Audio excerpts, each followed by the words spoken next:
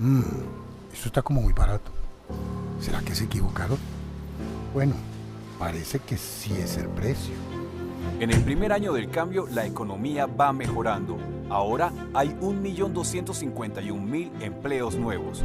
El mercado y la comida cuestan menos. La inflación está bajando y le están dando crédito a quienes antes no tenían acceso a préstamos formales. Además, los inversionistas extranjeros están recuperando la confianza en el país y nuestro déficit fiscal está bajando. Uy, con estos precios sí se nota el cambio.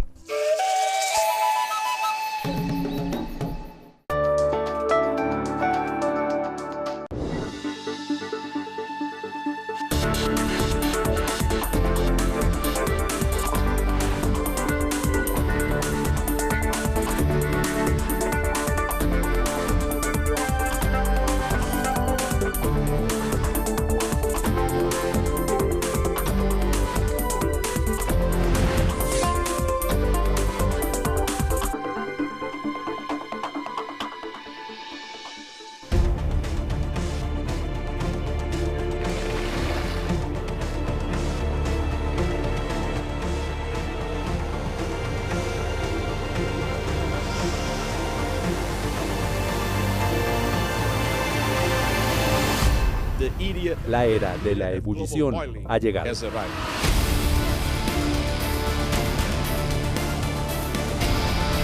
Estamos a puertas de la sexta extinción, de una posibilidad de que este planeta siga, pero sin la vida, pero sin nosotros.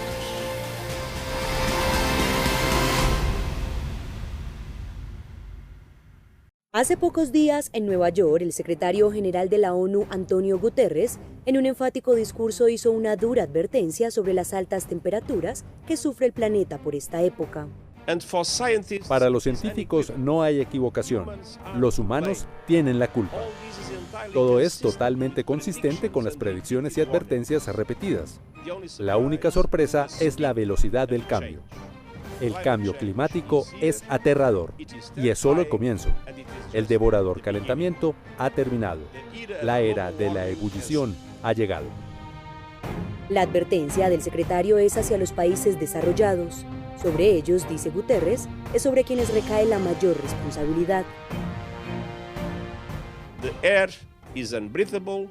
El aire es irrespirable, el calor es insoportable y el nivel de ganancias de combustibles fósiles y el clima de acciones es inaceptable.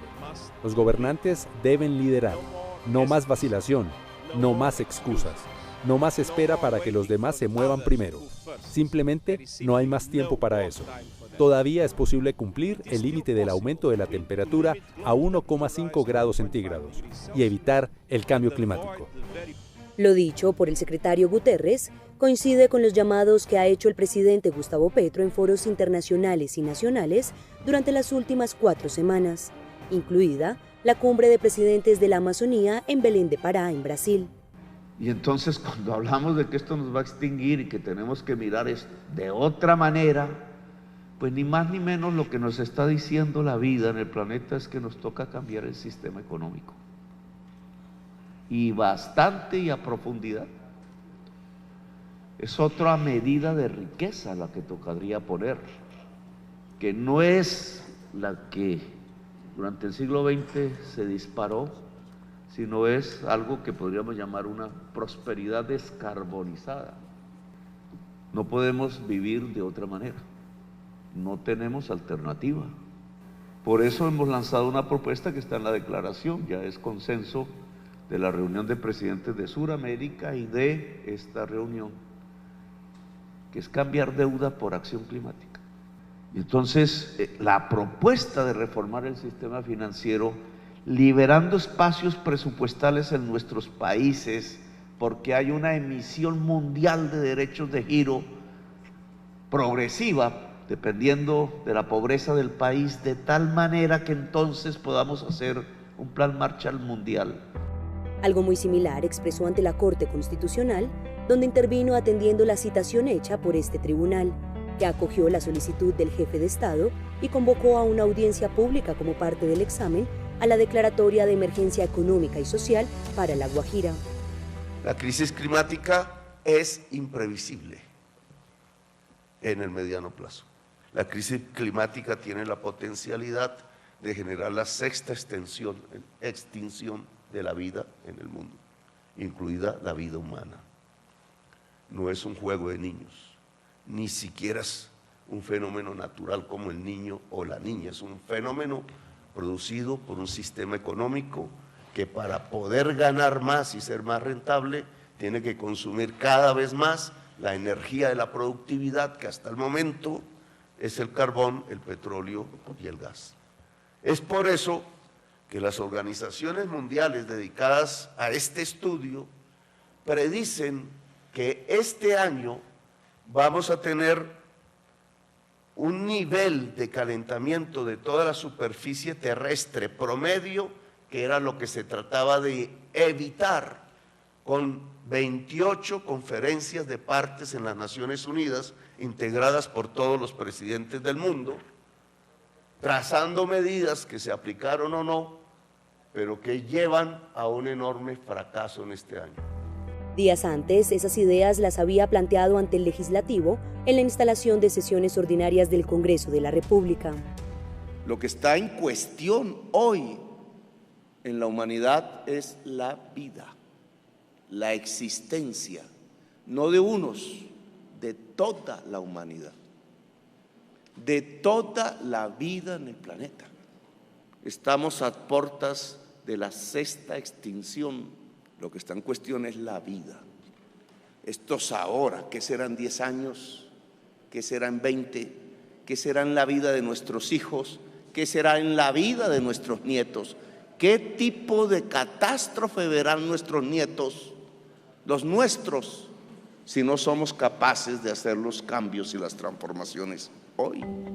Pero, ¿qué fue lo que quiso decir el secretario Guterres al declarar que el planeta había entrado en una era de ebullición? ¿A qué se refería?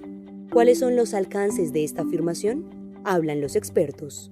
Mi interpretación de lo que el secretario general se refería era que efectos como la ola de calor que hemos visto en Europa, la ola de calor que también afectó China, partes de los Estados Unidos, fue extrema.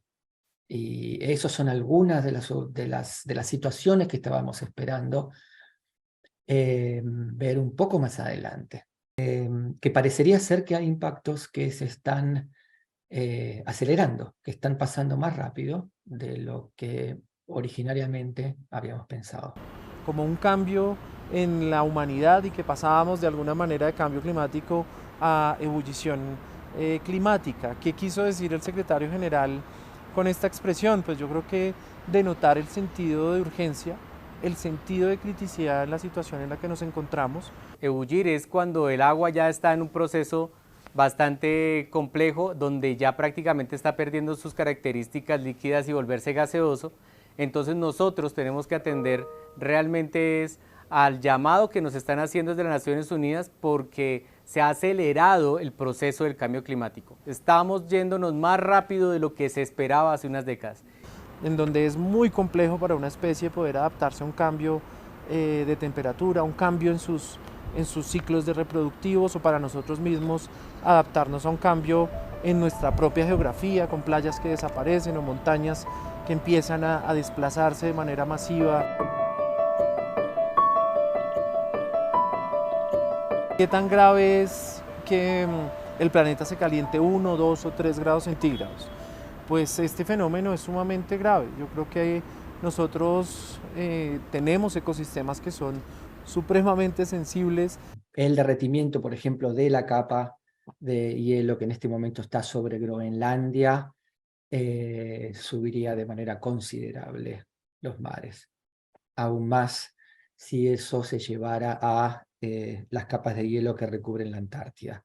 Aquí vemos cómo, por ejemplo, cerca y de frente a las costas colombianas y panameñas, tenemos unos fenómenos recurrentes donde se eleva el oleaje llegando hasta 3.5 metros. Estas condiciones son bastante difíciles para la navegación, especialmente la de cabotaje, es decir, las embarcaciones pequeñas. El mar empieza a entrar en zonas costeras, que empezamos a perder sistemáticamente áreas de costa, que las actividades pesqueras o las actividades turísticas se empiezan a ver profundamente impactadas en varias regiones de nuestro continente, y esto pues es en esencia consecuencia de esa variación de la temperatura media del planeta.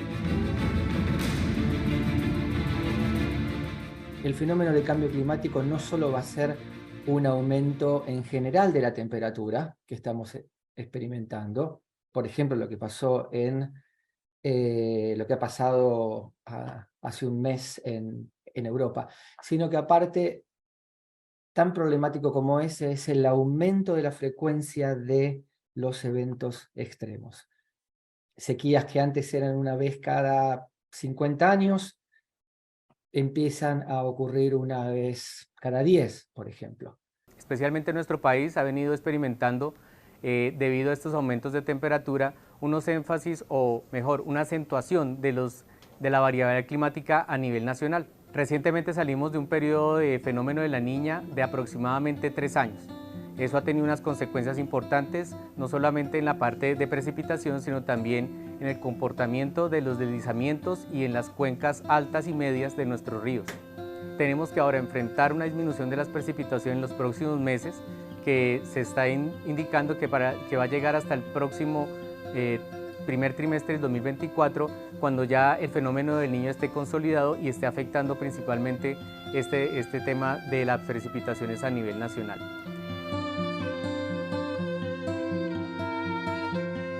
El cambio climático es una de las 3 grandes crisis que enfrenta la humanidad. Es consecuencia en gran medida del consumo intensivo y desmedido de combustibles fósiles y el deterioro sistemático de los ecosistemas. Y esto, en resumidas cuentas, se traduce en una modificación de la composición química de nuestra atmósfera, que se traduce en algo relativamente simple, y es el incremento de temperatura en nuestro planeta, la acumulación de energía en nuestro planeta derivada de esos dos factores, el consumo de los combustibles fósiles y la degradación de nuestros ecosistemas, que alteran el ciclo, principalmente el ciclo del carbono, y esto acumula energía en nuestra atmósfera. Esto termina también impactando el ciclo hidrológico, termina impactando otros ciclos naturales y por tanto el desempeño de nuestros ecosistemas y la estabilidad de nuestro sistema climático. Ese calentamiento, por su rapidez, por su magnitud, eso está relacionado al acumulamiento de gases de efecto invernadero en la atmósfera. Han habido épocas en nuestro planeta en donde sufrimos estos cambios de tipo climático. ¿Cuál es la diferencia entre esos cambios naturales, llamémoslo de alguna manera, que han moldeado el planeta y lo que estamos percibiendo actualmente? Pues la gran diferencia en este asunto es la causa, y es que en ninguno de esos casos una única especie había sido la causante de esos cambios, y esos cambios no sucedían en tiempos tan cortos como algunas décadas, que es lo que en esta ocasión sí está sucediendo. Los estudios del panel intergubernamental de cambio climático indican que debido a que hace más o menos unos 200 años empezó la era industrial, donde las máquinas fueron las que empezaron a reemplazar las actividades que normalmente hacíamos manuales.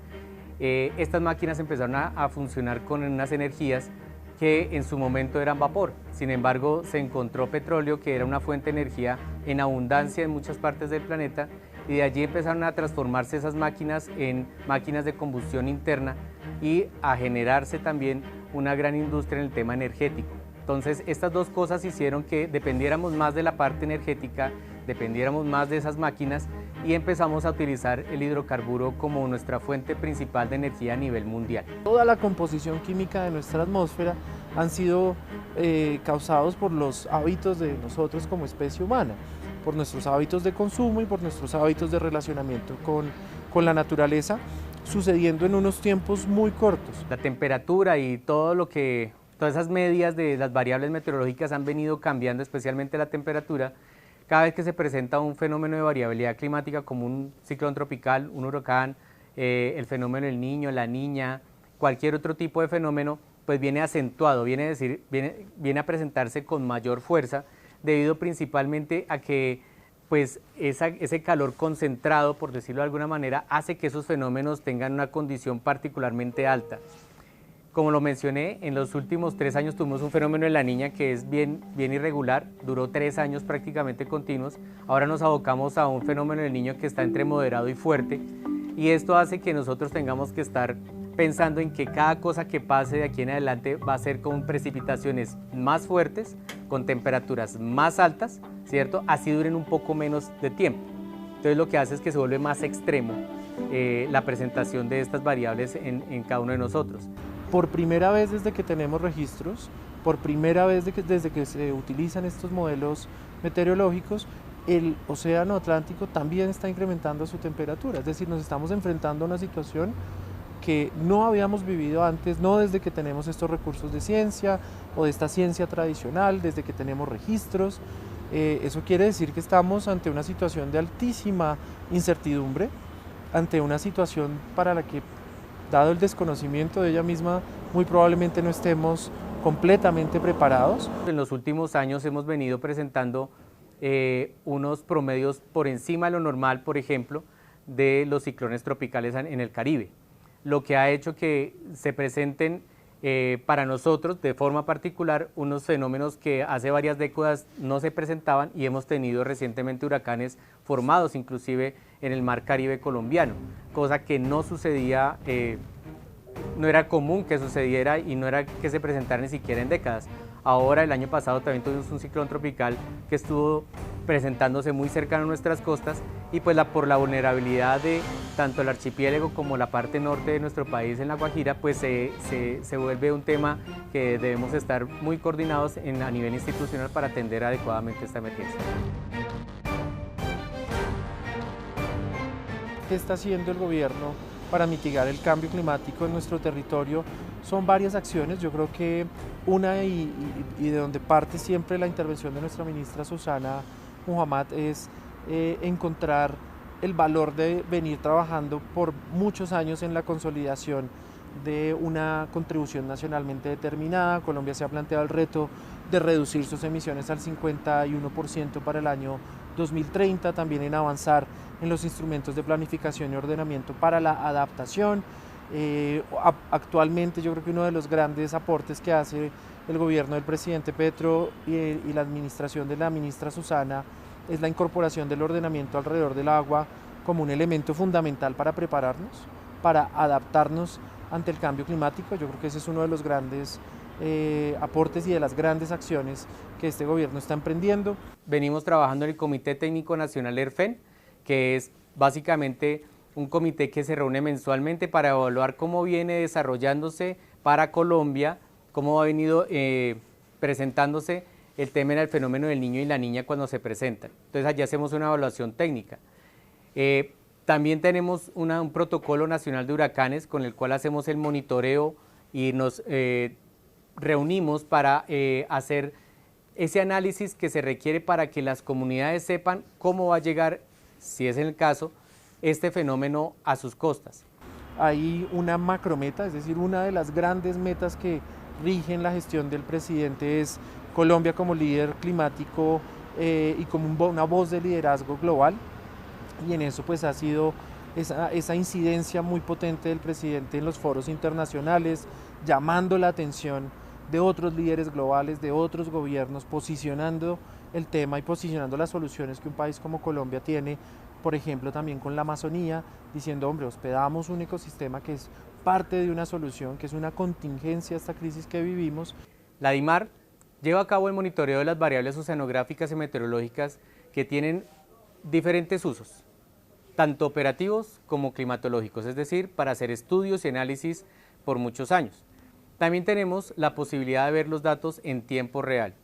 Esta información nos sirve a la Dirección General Marítima para desarrollar los pronósticos meteomarinos, que son diarios y también son semanales.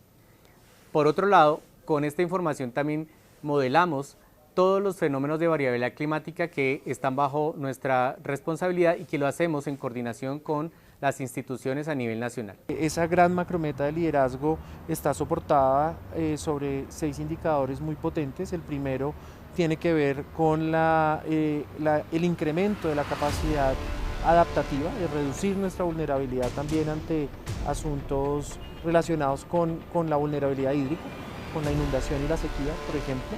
Tiene que ver también con la incorporación de una mirada de justicia climática en nuestro actuar, es decir, entendemos que hay unos impactos que son diferenciados, que son asimétricos y que necesitamos reconocer cuáles son esas profundas diferencias en nuestra sociedad para poder tener un enfoque de política mucho más orientado hacia el territorio, mucho más consciente de la realidad de las personas que enfrentan la crisis cotidianamente.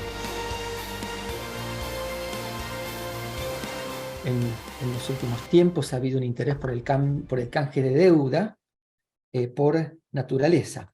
En este caso, no voy a ir ahora sobre cómo es el mecanismo específico, pero hay un acuerdo entre país y deudores de que parte de la deuda que el país se había comprometido a pagar va a ser condonada y va a ser reinvertida en acciones de conservación.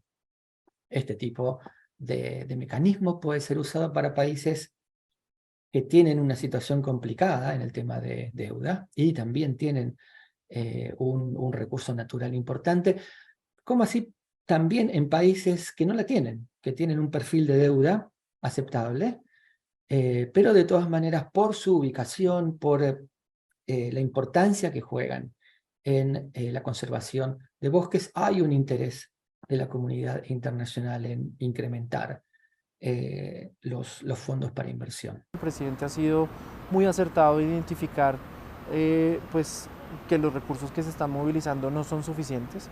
Allí se ha planteado el debate de la deuda por acción climática, de una suerte de instrumentos innovadores que consigan movilizar esas cantidades de recursos que entendemos requerimos y no están llegando en la proporción que quisiéramos. Se necesita, en términos resumidos, una decarbonización de nuestras economías extremadamente rápida.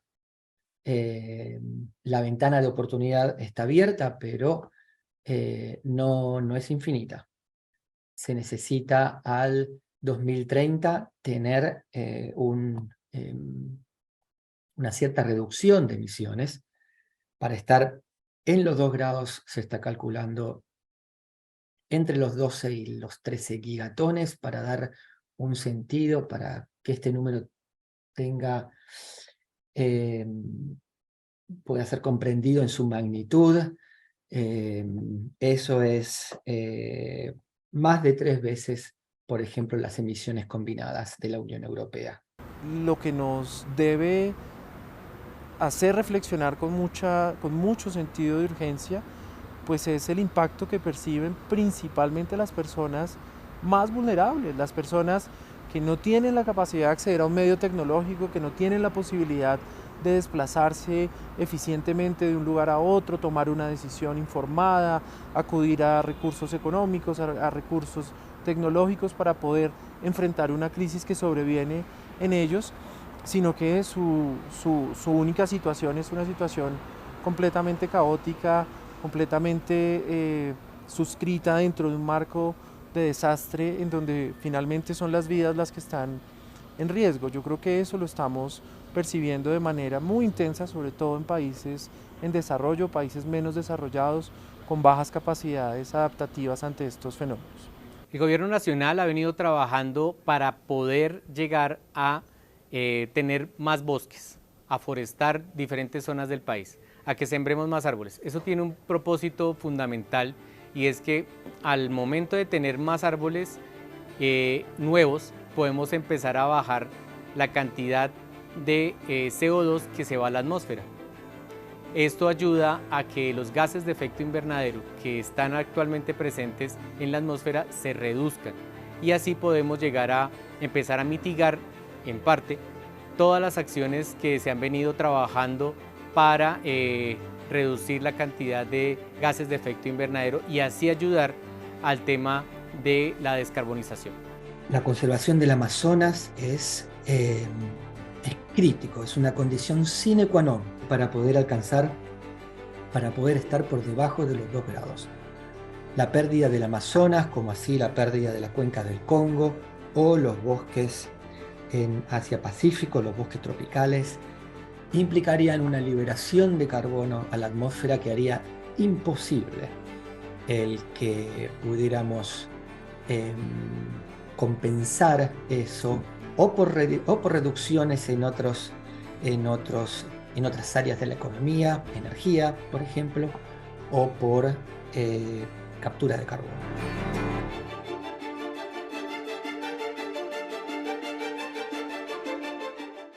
Es una situación complicada, requiere una respuesta rápida de la comunidad internacional.